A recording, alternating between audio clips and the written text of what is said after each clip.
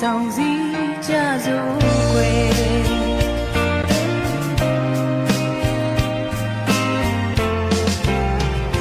အပင်ခိုလာ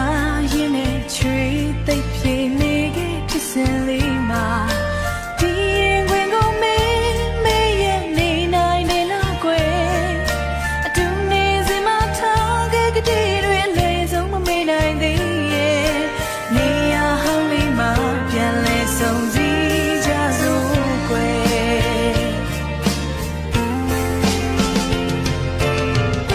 အသေးအိမ်နဲ့ဆွေးစီတဲ့တာ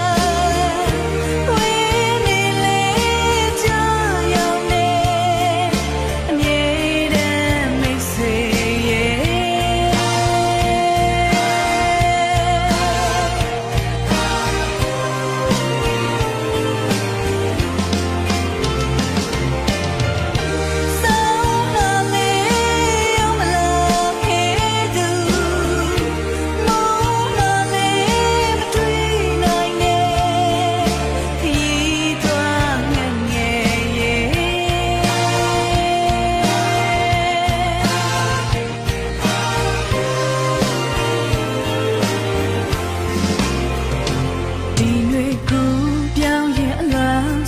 ပြေပြေမင်းကိုစားကို